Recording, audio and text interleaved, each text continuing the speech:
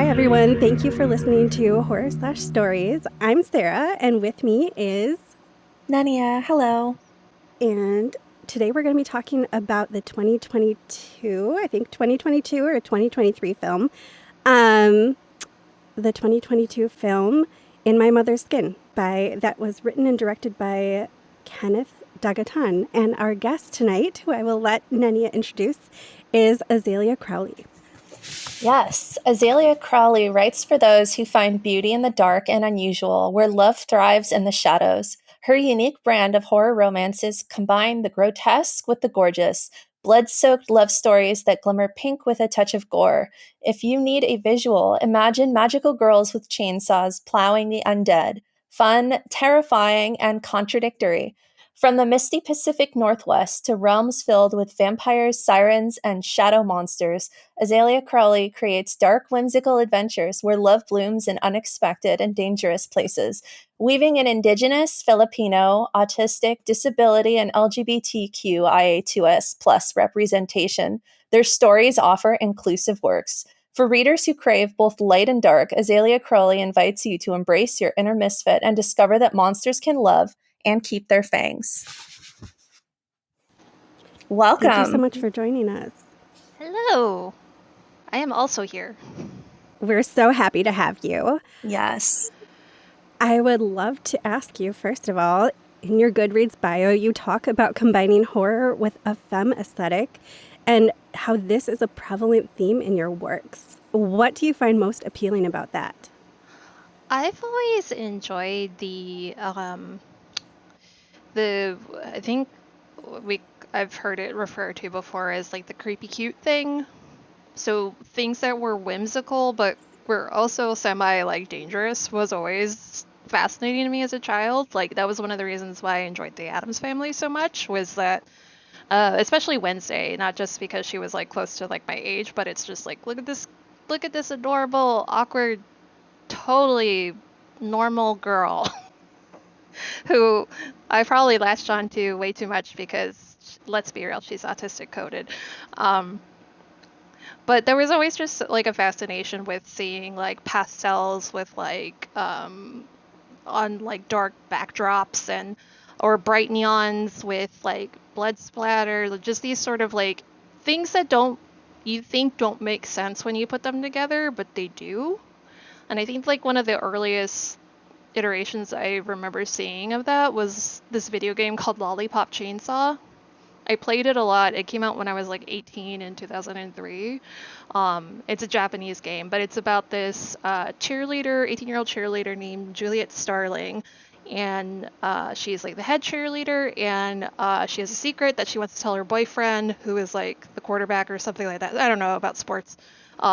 But you find out that she and her entire family are a bunch of zombie hunters, and they kill zombies.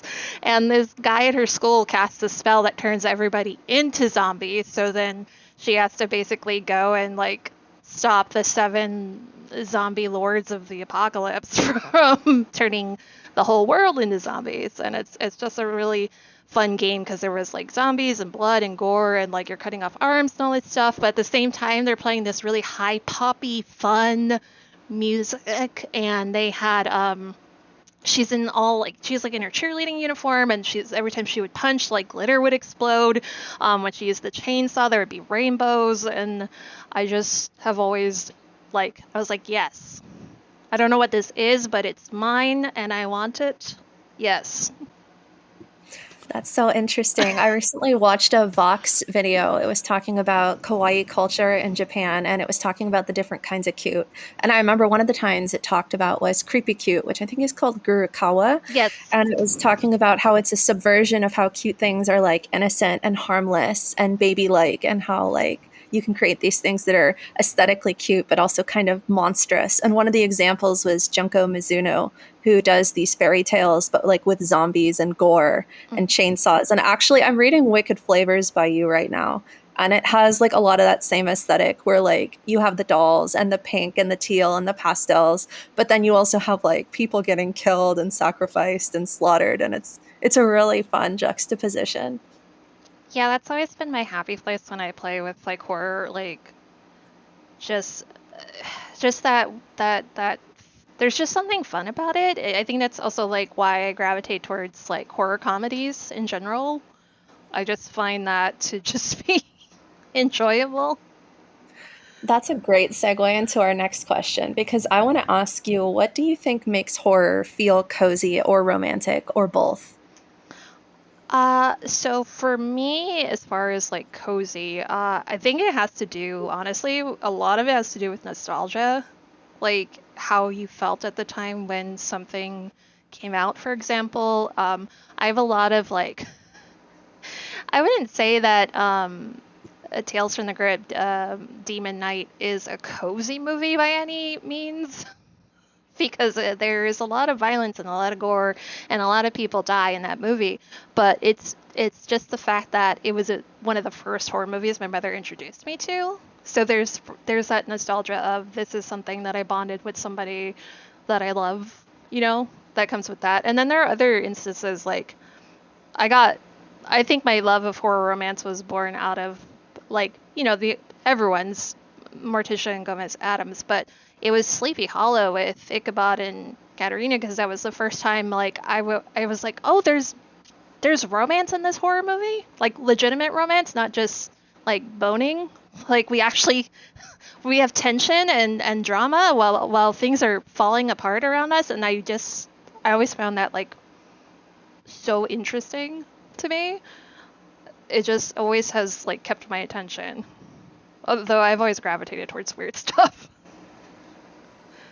I love that. I just started reading one of my friend's works in progress, and it just has that vibe of like, you can tell the world building is so miserable. Like, it is such an unhappy, dismal world, but you know that the characters are going to find happiness. And I'm like, there's something so delightful in that. But you talked about how your brother introduced you to Tales from the Crypt. What first got you into horror as a genre? Um, oh jeez. I'm trying to think of like my earliest memory of like horror in general, and I do think it was probably just I don't know if you remember those oh, what were they called? Uh, I might be like not dating myself, but I was like I might be getting my dates wrong because I feel like this is probably later than what I'm remembering it, but I don't know if you remember those chicken nugget commercials from McDonald's where they would dress them up during Halloween, so they would wear little Halloween outfits.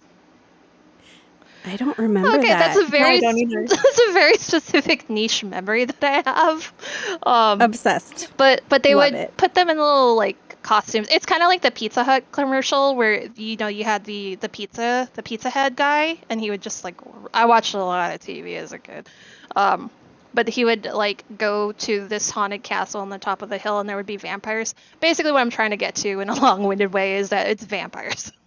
Oh my God, I just looked it up and they're the nuggets and their little costumes and Yeah, there's the castle. I do have a vague memory of this now. yeah. Wow. The things that stay in my brain are weird. Um, or they just, couldn't afford more than the 3 commercials when I was little or something. But yeah, it was like it's always been like vampires, and I think it's because that, I didn't know it then, but like knowing now that I'm autistic, it was literally watching people pretend to be people when they weren't. And there were, again, relatability and all that kind of stuff tugging my heartstrings, but I found like so much relatability to vampires in that sense. Like, look at these people trying to pretend that they're real people and they're not. That is so real. Yeah. Yeah. So, on that note, I'd love to hear what your like tell us a little bit about your most recent work and if you feel comfortable, maybe a little sneak peek about what you have coming up next. Um, to keep it within horror themed, my recent book came out in May called Wicked Flavors, which is about a cynical doll maker who accidentally gets into this deal with a demon after he tricks her, because that's what demons do. It is my most unhinged book to date. And Well, it's really good. You should read it. thank you. I was gonna say I can only think of one other that's really close to it, and it's probably Chomp Chomp and KU, and that's a short little nugget of a story. And I can't really talk about it either because it's one of those things where if I do, you won't get the surprise of it because there's a little twisty twist in there. And I've noticed a lot of people won't talk about it, so it's really hard to be like, hey, go read this book that we can't tell you about because it'll spoil it if we do, because it's only like 15,000 words long. Um, and I've lost my train of thought.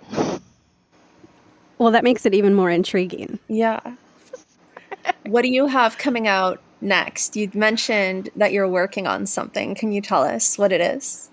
Yeah, so for audiences who don't know, I am a horror romance author primarily, but I'm also a fantasy romance author, and eventually I will also be a grimdark fantasy romance author, but it's fine. I'll just collect all the genres. Who cares? It's an Azalea Crowley book. That's all anyone needs to know. But yeah, right now I'm working on this fun fantasy romance, and it's my first time writing a throuple, so that's kind of been interesting, writing 3 point of views when I only ever had to do at most 2. Um, but it's just about a woman who was sent to basically like a fancy library monk school kind of a place because of her anger issues. And she failed so hard at the first place, she got sent to another place with a completely different set of like rules and stuff. But she basically gets assigned as like her last like come on girl get it together moment. She gets assigned to be a bodyguard to these 2 famous bards that have been traveling the world and singing songs, and they kind of all fall in love together. Aw. Yeah, and they're all anxious and have trauma, and because I just was like, you know what, this could use more trauma because there's no horror, so here you go, trauma. That's my favorite kind of story to read. Honestly, the same. relatable kind. Yeah. So on that note, what messages do you hope readers take away from your books? That one's always difficult because I write so many of my intersections. I don't usually have readers say the exact same things about what they appreciate about my books. I've had people like thank me for like the ACE representation. I've had people thank me for the autism representation. I've had people thank me just for writing a book that they needed at the time that was like cozy. And I think that was originally the intention, was to when I intended to just write my first book, it was about I want people to have just a fun time. Just something that they could just get lost in for however long it takes them to read this and not have to worry about whatever's bothering them right now in the real world. Because that's kind of like what media is like, not just like media being political, but like it's a way for us to process all these things that are happening in a world that's like big and scary, right? And I think if I can provide like that moment of like, nothing matters but my book, awesome. If they get more out of that, even better. But if I can at least give that bare minimum spot of, I read this fun book, I had a great time, I forgot about this thing I was having to deal with for like a couple hours, then I'm happy I did my job. That's awesome. So I have a fun question for you. And you can do 3 or you can do 3 and 3 because we're not choosy. And this is a difficult question. If you were only allowed to take 3 horror books or movies to a desert island, what would you choose and why? Whew, okay. Am I allowed to do a mix between the movies and Yeah. the book? Okay, Absolutely. perfect. I would take What We Do in the Shadows, the movie, because that is always a comfort movie, and I can watch that a bazillion times and always find something new in it that I didn't see before. Wow, are these going to all be movies? No, they can't all be movies. I was gonna say again, I love Sleepy Hollow. That's my atmospheric, cozy, like cozy in a different way. Like What We Do in the Shadows is for ha-has, and like Sleepy Hollow is for atmospheric fall time romantic subplot that would have worked just as well as being the main point of the story. But you know, I digress. Um, and then I think for a book, It had to be something by Junji Ito. Like, he's my favorite horror author. Like, Yeah. I love his work so much. Visually, it's always caught my attention. And his stories stay with me because they're so absurd, and I think I relate to that a lot because I also like absurdist horror. So He writes the darkest stuff, but he has such a sunshiny personality. It's really quite entertaining. So you suggested the movie In My Mother's Skin, which I checked. It is 2023, but pretty close to. It's a 2023 film. Sarah, get it together. But I thought it was such an interesting movie. I kind of started doing a deep dive into it today, and I think Kenneth Dagatan, like what he was trying to do with the film was so interesting, and I'm just so excited to talk about it. And he was talking about the way he, like during the pandemic, the conversations he was having with his father about his grandparents and the environment during World War II. He really saw a lot of parallels between the atmosphere, the loneliness, the hopelessness during the pandemic, and his grandfather's experience. And he really, oh my gosh, I put down so many quotes. I read this really cool interview with him in Filmmaker magazine that I'm definitely looking forward to linking. Let me see if I can pick a good quote. Okay, he says, during the pandemic, me and my father were talking about how my grandfather and grandmother were really struggling throughout the war. He was telling me how they felt back then, and I realized the feeling of loneliness and fear, claustrophobia and suffocation all around us, and that external enemy that we're too afraid to let into our house really connected to World War II. I really wanted to mirror how we feel in the pandemic and how they felt in World War II. It's the same, but a different monster. I told my producers I really, really need to make this a period film because it used to be a periodless film. And yeah, so can you tell us a little bit about what drew you to this film? So when I was invited to be on here, and I found out that like the theme was folklore, I really wanted to find something with Filipino roots because I thought that would be easier than finding them with like native Hawaiian roots for obvious reasons. And I remember seeing, because I watch a recap movie channel that talks about Asian horror a lot, and I think I remember seeing the imagery of the Diwata, the fairy, in some sort of like, here are some Filipino foreign films that you might be interested in, or something like that. Um, and I was like, well, we could do this because originally it was going to be folklore, which covered a lot of like different Asian like folklore themes and stuff like that. But when I found this, and I have a special interest in like Filipino folklore in general. Like I have a few books that's just about Filipino monsters specifically. So like it kind of just felt like, yeah, this is my movie.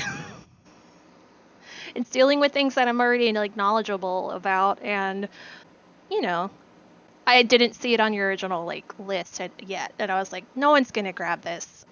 This is mine. I'm so happy you suggested it. I hadn't heard of it before, and I thought it was just so excellently produced. I really want to check out his other films now too, and I'm so happy that you brought this into our world, but hopefully into more people's worlds because of this. But you talked about your fascination with Filipino folklore. Were you familiar with the folkloric elements portrayed in this film, and how do you feel about their portrayal? Like I knew it was taking on some of the, because there are a few media that takes on Filipino folklore, because Filipino people in general, and I can say this because Filipino, we're pretty superstitious. So I was, when I heard that it was a fairy, I was like, oh, that's interesting, because most of the time, based on what I had been reading prior, diwatas are like nature loving, like beautiful, kind, like there's even a fairy that is like praised in the Philippines. Like, this is the fairy that everyone is always talks about. But the more I thought about it, I was thinking, and I don't know if this was the director's intention. I didn't read anything that he wrote or anything. I just watched the movie. It was just me internalizing what I was seeing. And I thought it was so interesting, the presentation of the fairy in very obviously Christian garb. And it kind of reminded me of how the Philippines were colonized in the sense of even religion, even folklore, which I kind of touch a little bit in Wicked Flavors a little bit about how our perceptions of folklore changes because of colonization.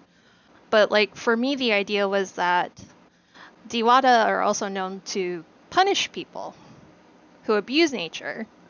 And it made me think, well, what if the reason why she's doing this is she's not like, if she actually is a Diwata and she's not pretending to be one. Like, she could have been like a different like monster altogether. But if she was, like, what if this is punishment to the people for converting to a different, worshiping like what is in that culture would be like a false idol, right? So what if this is her way of getting back at them? Was just a couple thoughts that came through my mind. Yeah, absolutely. I think you nailed it. And I have two more quotes, and then I will turn it over to Nenyo for the next question. But yeah, in his interview for Filmmaker magazine, Kenneth Dagatan said the design of the fairy is very closely based on the baby Jesus saint in my hometown, Cebu. We actually celebrated the Saint Santo Niño last Sunday. It's a baby Jesus in a beautiful red and gold wardrobe. As a kid growing up, I would always see this image mirroring Catholicism and its hope. The Philippines is a very Catholic country, and I really wanted to provide a contrast to that hope of Catholicism because, like, misplaced trust and, like, hope is such a huge theme. And I think, yeah, really wanting to point out that when people try to put their hope in something, their faith in something, that it's not necessarily going to work out as much as you want it to. I don't know. That could be one perspective, but I definitely think what you were saying, I think the Catholic symbolism is definitely there. And I think there's a lot about, yeah, occupation and colonization present throughout the film. So I think you absolutely nailed it in your analysis.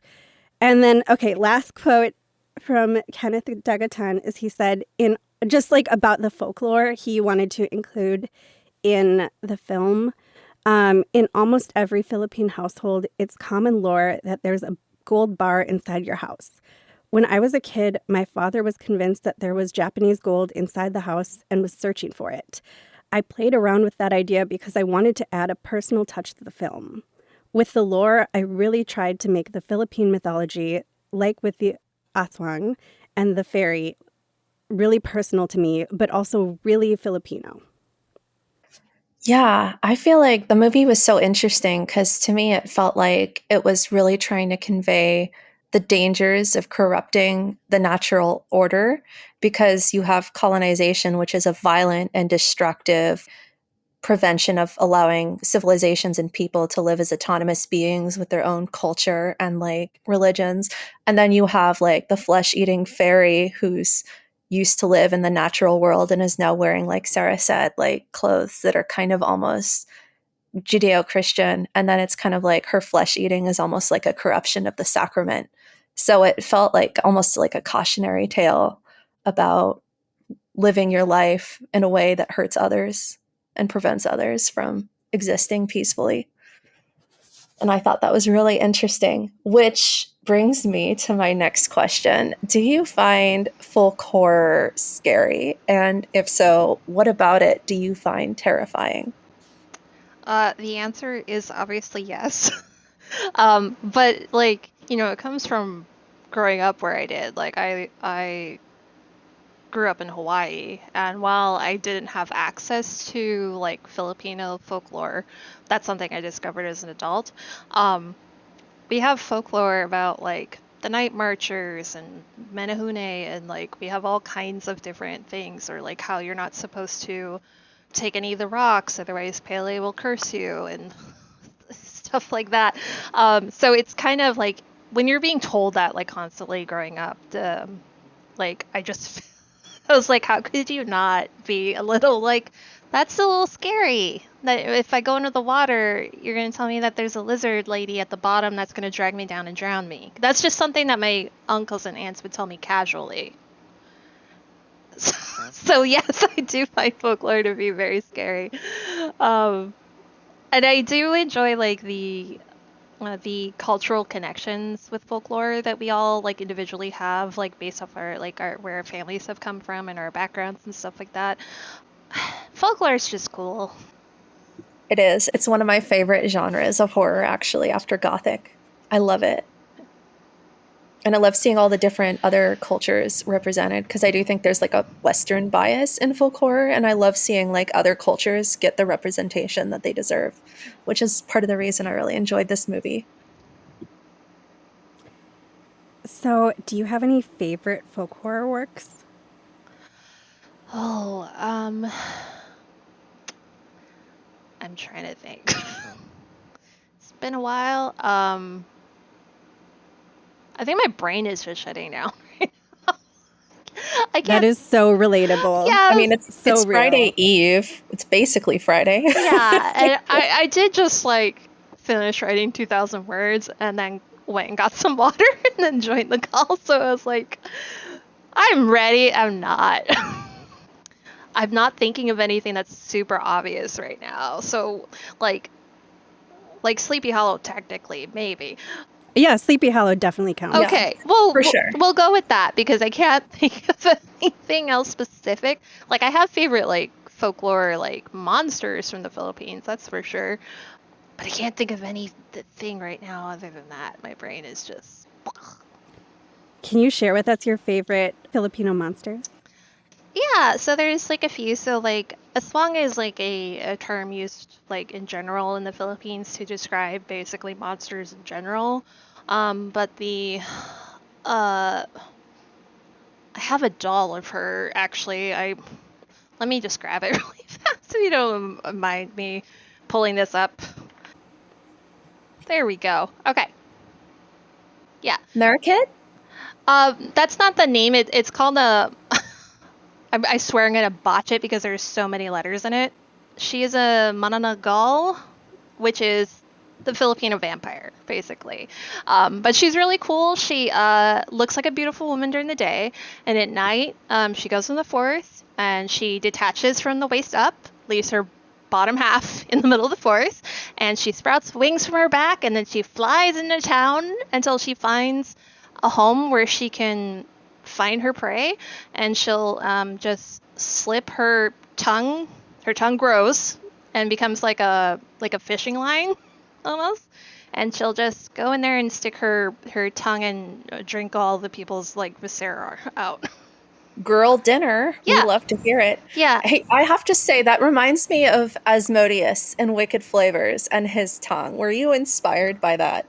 Oh, Ambrosius. I was not like on the surface. I don't think. I think I was just inspired by I was looking up like demons in general, and I stumbled onto like because I was thinking of it about like, okay, what powers does this guy have? Like, what do demons actually do?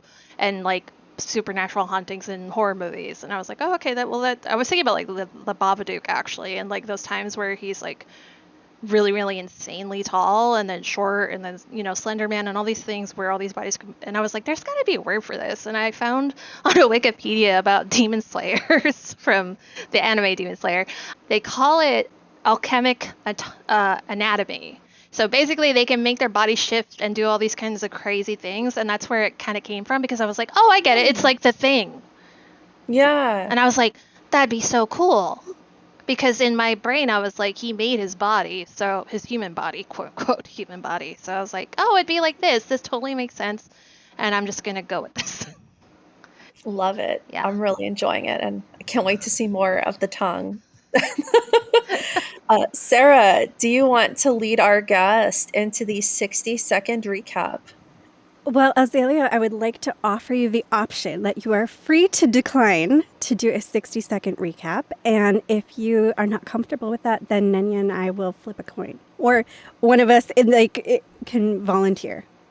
Is this about the movie or The movie. Yeah. Oh, I'm gonna let one of you guys do that because I can't even remember how to promote my own books. Perfectly fine. Nenya, are you okay if I flip a coin or do you not want to? I don't want Do to. You it. can do it. Last person to touch their nose has to do it. Okay, then what you get to do is you get to time me and tell me when there are 10 seconds left. Get my phone and open the timer. Okay. Are you ready? I am so ready. Okay. 3, 2, 1, go. Okay, the year is 1945. We are in the jungles of the Philippines. This is a remote setting, but it is at the same time as I believe, the bombing of Manila. Basically, this is at the end of World War II when the Japanese occupation is towards its close and the American forces are coming in as also occupiers, but there's this hope that the Americans are going to remove the Japanese from, and this is a dire situation. So our main character is Tala. She is a young girl, probably a preteen, and her brother is Bayani, and they live in a very 10 fancy seconds. house. And then they try to save their family from this dire situation, and they place trust in a fairy that goes wrong. Boom. Good job. Nailed it. Okay, so yeah, what's our next question? Do we think this movie is folk horror? If so, why? And if not, why not? Azalea, do you want to go first? It was your movie. Yes, the answer is yes. I think it is. I mean, my reasoning is just the obvious, where almost all of our our folklore is based with, it's very monster centric. Like when I look at it, like we got monsters that are like ogre size, and then we have like mermaids, and we have these bird people. We have a legend about like this giant dragon that will try and swallow the moon. Like we have it's just a lot. So like when I saw that it was a fairy, I was like, oh, folklore, bam, good. But also when mom gets sick, right, and she becomes something else, that's kind of based off of like what I said about my favorite. There's a whole section of monsters in the Philippines that are just like entrail suckers. Like their whole thing is just taking like fluids from the inside of your bodies, and they're all like some of them are like the Filipino vampire, others are a little bit different, but like that's kind of more or less what mom became. Yeah, I could totally see that. What about you, Sarah? What do you think? I think it was definitely folk horror. I don't know that I have anything to add to what Azalea said, but I think, what do you think? I agree. I definitely think it's folk horror. I think whenever you take like local traditions and folklore and you combine it into like a horrific sort of storyline, especially if there's like a morality or like a like warning element, I feel like that's like peak folk horror. I feel like folk horror often has like a message. Either don't do this or this happens to you. Yeah, and that's actually a question I wanted to ask you both. What do you think the film creators were trying to say? I think I touched on this a little bit with like what I thought the fairy was like representing with the conversion to like westernization and general colonization. I don't know, this isn't completely related to what you're talking about, but when you mentioned the quote from the director about the gold, it triggered this memory that I have about how pre-colonial like Philippines, they would wear a lot of gold like around their fingers, their feet, and like sometimes in their teeth. And the reason why they did that was that it was supposed to ward off evil spirits. and keep them from entering your body. So I just found that to be another like interesting element of the fairy offering like the little thing for you to eat. And just having also the element of the gold being hidden in the house. Yeah, absolutely. Yeah. And I realized, I think I said during my recap, I think I said the bombing of Manila. It was the Battle of Manila. Okay, sorry, Nadia, your turn. Oh boy. What I think the director was trying to say. I feel like in movies like this, it's almost like the horror elements are like a reflection of humanity's evils. One interpretation of horror that I really like is that people and places kind of absorb like the bad energy that's put into them. And so when you have people doing like these destructive, like horrific acts of violence against each other, the natural world and like the folkloric elements that surround those places kind of absorb some of that corruption and it makes them evil too.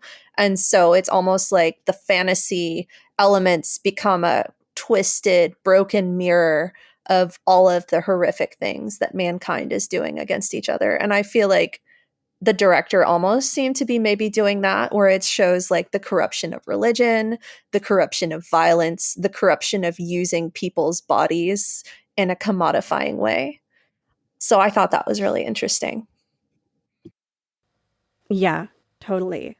I think that there's so much complexity to this film, and I think it's one that you could analyze like over and over again. And I apologize. I'm going to quote Filmmaker Magazine again because that interview was so interesting. I will be linking it for sure.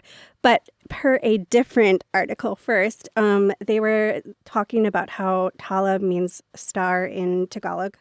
And I think, especially considering the ending of the film, that was that, I mean, clearly her name has significance, as you'd expect of any creative work. But in Filmmaker Magazine, they introduced the interview with the director by saying, and talking about the movie, just a summary, they say, not only is Japan beckoning the Philippines with its Greater East Asia co-prosperity sphere ideology, but their original occupant, the U.S., is beckoning them with the support of their military power to fend off the former.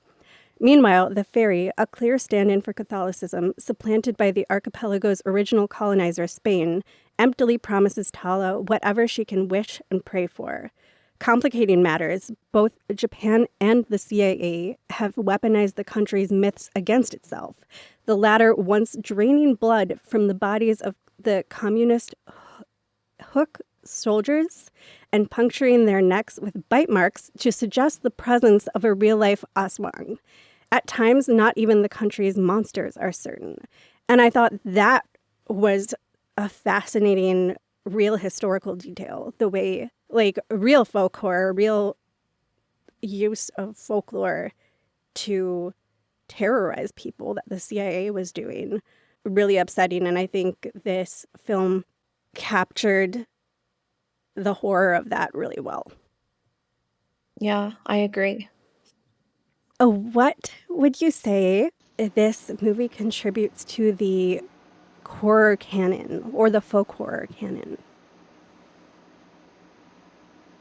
Do either of you have any? Yeah, go ahead. Well, I was thinking just in terms of like, not that it should like stop or anything like that, but there is the the not centering entirely anyway, the West, because I agree with you. There is a lot of Western folklore that you see more often than like these other places, and that's something that I've always like am interested in, is just seeing folklore from like all over the world.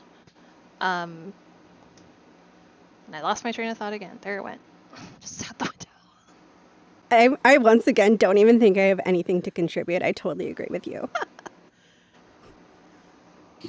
I think It's also worth noting that it brings the discussion of colonialism and imperialism into the mainstream. I think people don't want to talk about that because it is shameful, and it should bring people shame because it's horrible. But I think, if we don't study history, we're doomed to repeat the same mistakes. And so I like seeing this honest reflection of history talked about in the mainstream because I think it's important to learn and grow from past atrocities. Yeah, that's a really important point.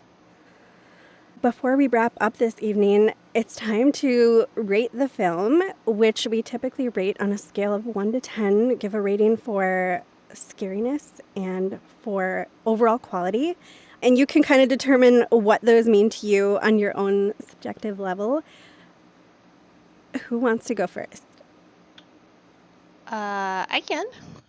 Okay, love that. Okay. Please. I think quality, I'm just gonna give it a 10 because of the visuals. Like, I watched this movie with my partner, and he studied a little bit film in college, and every time there was like a new scene or the lighting or the way things were framed a lot, he was just like, oh wow, that's a good thing right there. And I was just like, just nodding my head, pretending like I understood what he was talking about.